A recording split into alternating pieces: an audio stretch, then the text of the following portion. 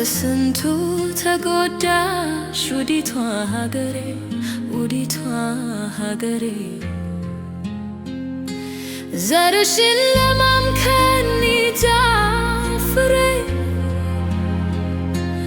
በያቸው ቱልኝ ልኖር ተቸግሬ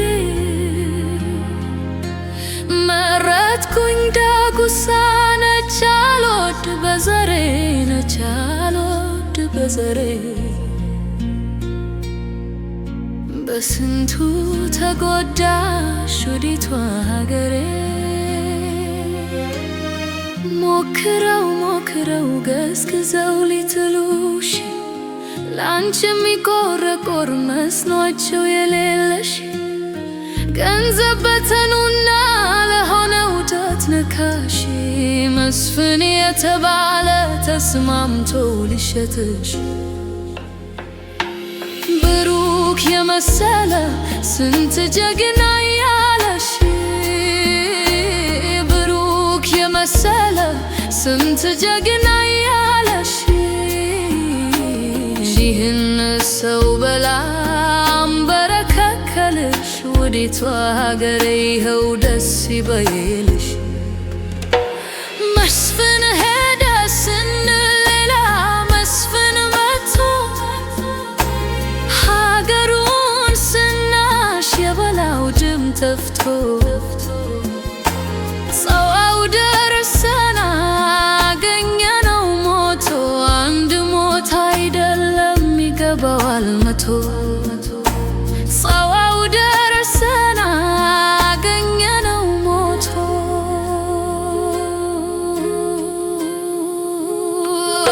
በስንቱ ተጎዳሽ ውዲቷ ሀገሬ ዘርሽን ለማምከን ጃፍሬ በያቸው ቱልኝ ልኖር ተቸግሬ መረጥኩኝ ዳጉሳ ነች አልወድ በዘሬ በስንቱ ተጎዳሽ ውዲቷ ሀገሬ መኮንንም ሄደ ወደ ማይቀረው መኮንንም ሄደ ወደ ማይቀረው አንድ ጠላታችን ፍሬም ነው የቀረው አንድ ጠላታችን ፍሬም ነው የቀረው ክፉ በዝቷልና እሱም የሚሰራው ፈጣሪ ቁጠረው ጽዋው ይድረሰው ፈጣሪ ቁጠረው ጽዋው ይድረሰው ፈጣሪ ቁጠረው ጽዋው ይድረሰው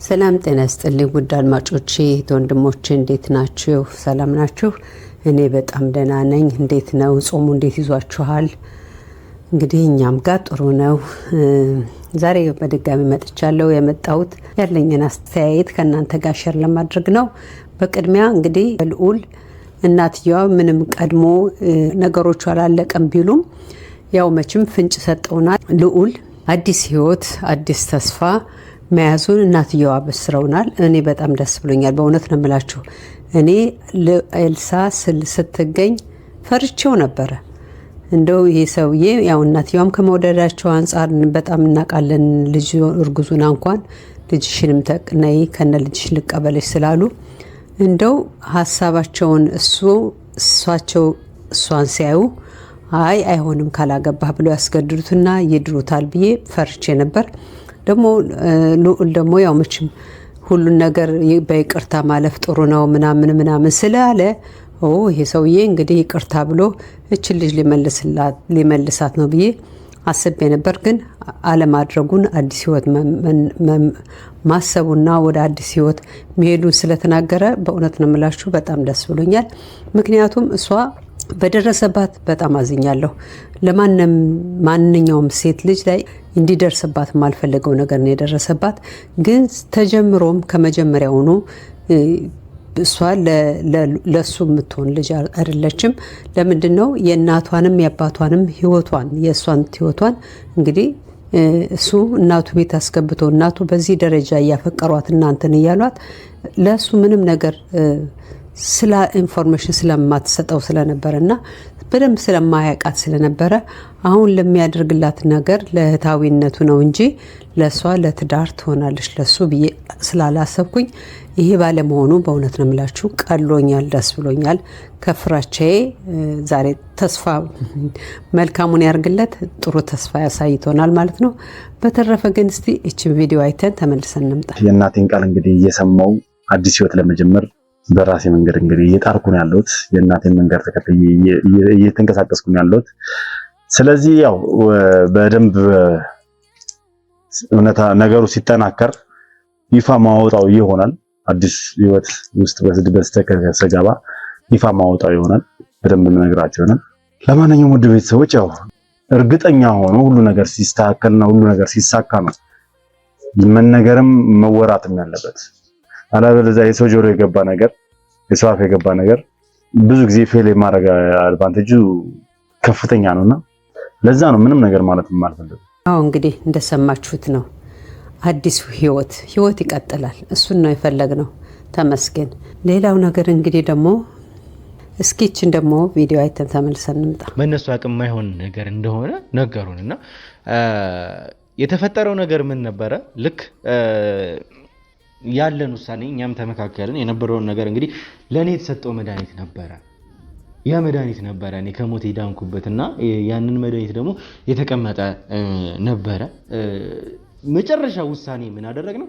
ያለውን ነገር በቃ ሪስክ ወስደን ይሄንን መድኃኒት እንስጠው ምን ነገር መጣና ያቺ መጨረሻ ላይ እኔ ወሰድኳት በልዑል የተገኘችው እሷ መድኃኒት ነበረችና ሐኪሞቹ የዛን ጊዜ ኤክስፐሪመንትም ሰተን ነገሮችን አረጋግጠናል እና ብለው ነበረ። ተወሰነ መልኩ የነሱ እርዳታ አለበትና እንግዲህ በቀጥታ ምንድነው ያደረግነው? ያንን መድኃኒት ነበረ እንዲወጉት የተደረገው።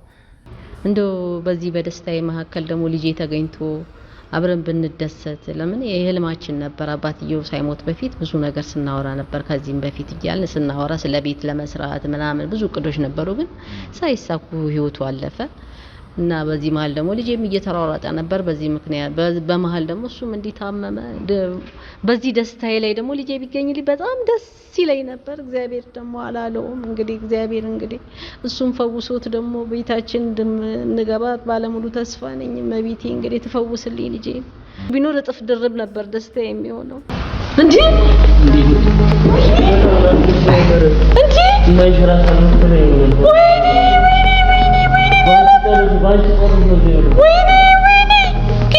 ቆይ እዚህ ጋር ያመኛል። ቆይ ልጅሽ ቆይ እዚህ ጋር ሰውነቴ ትንሽ ያመኛል።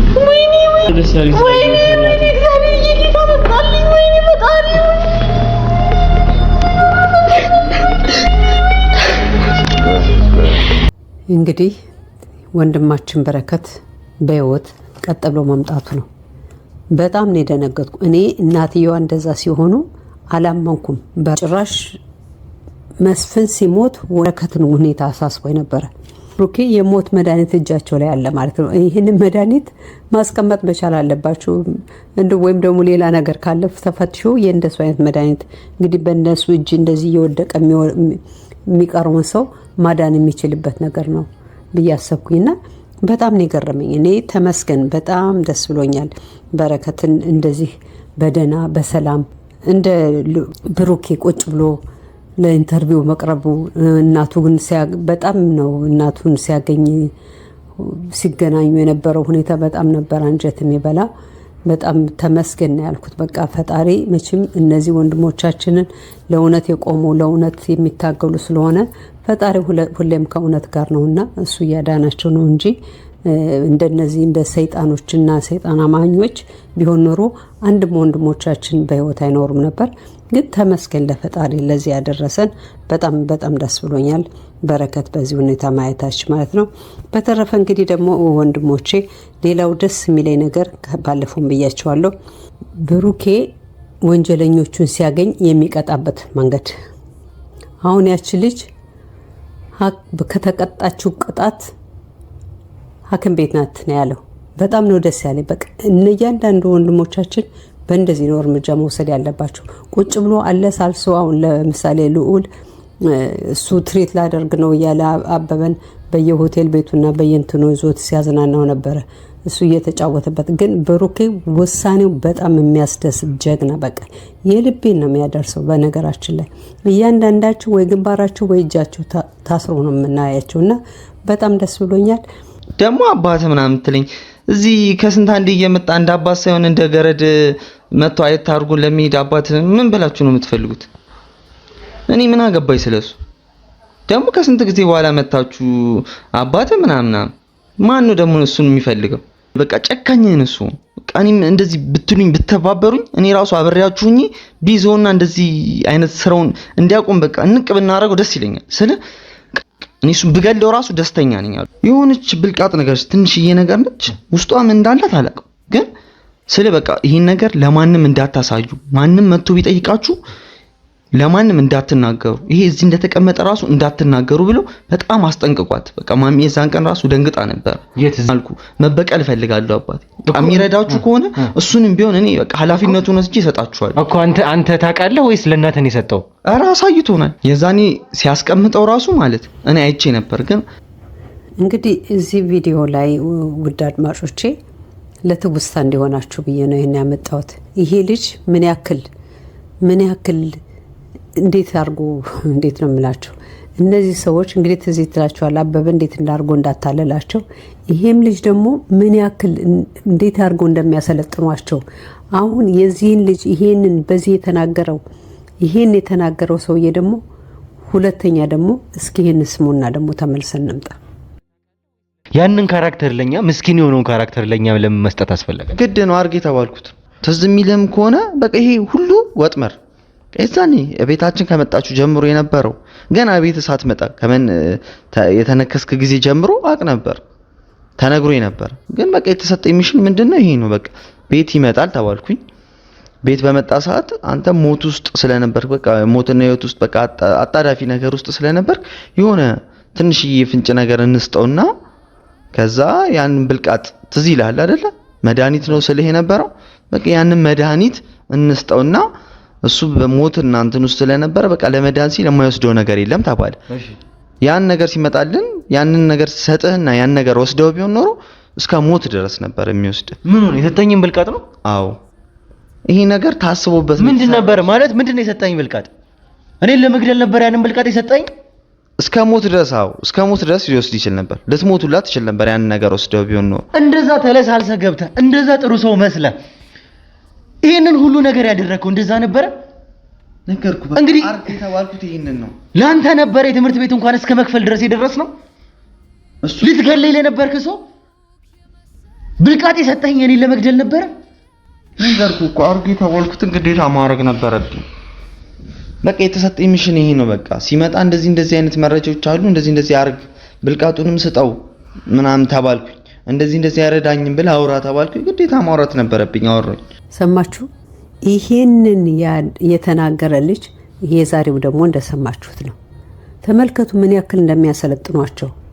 ለዚህ እኮ ነው 30 ዓመት የፈጀባቸው ሰው ማንነቱን እንኳን ለድራማ እንደሚያሰለጥኗቸው። ግን የፈጣሪን ስራ በጣም እያሳየናል። በቃ ፈጣሪ ያልነጠቃት ነፍስ እንደማትነጠቅ ያወቅንበት በየጊዜ በምናያቸው ታሪክ ነው። በእነዚህ በወንድሞቻችን በጣም ነው የገረመኝ። ይሄ ልጅ ይህንን ሲናገር መድኃኒቱ እሱን ለማጥፋት የተዘጋጀ መሆኑ ሲናገር ደንግጫለሁ። ግን በነገራችን ላይ ውድ አድማጮች እዚህ ጋር ማወቅ ያለባችሁ እነሱ ከነሱ ጋር ሪፖርት የሚያቀርብላቸው አለ። በደንብ ልጁም ተናግሯል። የሚያቀርብላቸው እንደሚሄድ ያውቃሉ። ቀድሞውኑ ለወጥመዱ ያዘጋጁት አላቸው። እነሱ ጋር ሰው አላቸው። አሁንም ይሄ ነው የሆነው ያለው። እያንዳንዳቸው ላይ ከጎን የሚከዳቸው ሰው አለ። በዛንም ሰዓት ላይ ደግሞ ያ ነበር የሆነው። ለዛ ነው እንደሚመጣው ቀውት ያን መድኃኒት ያዘጋጁለት እና ሴትዮዋም እሱም ለነሱ ተባባሪ ነበሩ። የፈጣሪን ስራ ተመልከቱ። ወንድማችንን ስንቴ ነው ያተረፈው? ያለ ቀኑ ስላልሆነ ምንም ነገር አልሆነም። ግን ተመልከቱ ምን ያክል እንደሄዱ፣ ምን ያክል ስራቸው ምን ያክል እንደነበረ ነው የሚያሳይ። ግን ያው እነሱ የሉም በስራቸው፣ እሱ ግን ይዋለ እና በጣም ነው የደነገጥኩት። እንግዲህ ተመልከቱ፣ እኔ ራሱ ያንን መድኃኒት ተገኘ እንደዚህ ገንጥለው ሲከፍቱት ማለት ነው እንዴት ደስ እንዳለኝ። በቃ ለምን አይወስደውም ብያለሁ እንጂ መድኃኒቱ ለምን አይወስደውም ብያለሁ። በቃ ሰው እየደበቀው ሚስጥሩ ወጣበት ብዬ ነው። ግን ፈጣሪ ምስጋና ይግባው ወንድማችን ተርፎልናል። ይህን ነው ግን በጣም የገረመኝ ነገር። ሌላው ደግሞ እንግዲህ ሰላም ዌልካም ብያለሁ። እንዴት ነህ? ሰላም ነው? ሰላም ሁሉ ሰላም ሸጋ እንዴት ነው? ሰፈራችን ድረስ አስመጣው አስለፈው ምንም ማለት አይደለም። እሺ እኔም ከጀርባ የሆኑ ብዬ እኮ ዛትቻቸው መጣ ይክሯበል። ሰላም ኦዲየንስ እንዴት ናችሁ? እሺ ብዙ ተመልካቾች ሲጨነቁ ስለነበር መጀመሪያ እነሱን እንግዲህ ይቅርታ መጠየቅ እንፈልጋለን። እኔ በግሌ ይቅርታ መጠየቅ እፈልጋለሁ። በስራ መካከል የተፈጠረ ግጭት ነው። እንግዲህ የምትለው ነገር ካለ አንተ ምንድነው? ያው ወደ ቤተሰቦቻችን እንግዲህ ወንድሜ ዞላም እንዳለው ታላቅ ይቅርታ እንጠይቃለን። ወይም ይቅርታ መጠየቅ እፈልጋለሁ። ምክንያቱም እናንተን አስቀይመናችኋል ወይም ደግሞ የማይገባ ነገር ከኛ የማትጠብቁትን ነገር እንግዲህ ሚዲያ ፊት ወጥተን አሳይተናልና ያ ነገር ከኛ የማይጠበቅ ቢሆንም ከኛ ኤክስፔክት አድርጋችሁ የነበረውን ነገር ለእናንተ ባንሰጥም የነበረ ወይም ደግሞ ሊፈጠር የሚገባ ነገር ነው። ስራ መሀል ላይ እንግዲህ ማንንም ሰው ይጋጫል። አቤልና የዘሌ ስምምነት በጣም ደስ ብሎኛል። በእውነት እምላችሁ በጣም እንደውም ከመጀመሪያ የነበረብኝ በዚህ ነው። የመጀመሪያ የአቤልና የዘሌ ስምምነት ላይ መድረሳቸው ተቃቅፎ ሳያቸው በጣም ደስ ብሎኛል። ይሄ ነው ዋናው። እኛ የምንፈልገው በዚህ ስራ ላይ ያሉት ወንድሞቻችን የቆሙት ለሀገር ነውና ይሄ እኔ ይሻላለሁ ወይም እኔ እበልጣለሁ እኔ ለቆማለሁ ሌላውን ሰው ጥላለሁ ሳይሆን ሁሎችም አላማቸው አንድ ነው፣ እኛ በመናያቸው አንፃር ማለት ነው። ስለዚህ አንዱ ባንዱ እንዳያጠላልፏቸው እርስ በራሳቸው መጠባበቅ መቻል አለባቸው። ይህን ነገር ትልቅ ትምህርት ነው የሚሆናቸው፣ እርግጠኛ ነኝ። አይደግሙትም። ሌሎችም ወንድሞቻችን በዚህ መሰረት ቢሄዱ ደስ ይለኛል። በቃ አንድነት ነው የሚያዋጣን፣ መነጣጣል የትም አያደርሰንም። ለማንኛውም ወንድሞቼ በጣም ደስ ብሎኛል የነሱን ፍቅርና አንድ መሆን ስላየው ማለት ነው። በተረፈ ውድ አድማጮቼ እንግዲህ ዛሬ ይዤላችሁ የመጣሁት ይሄን ይመስል ነበረ። በሌላ አስተያየት በሌላ ቪዲዮ እስከምንገናኝ በሰላም ሁሉ እየተመኘውላችሁ በዚህ ሰናበታችኋለሁ። ባይ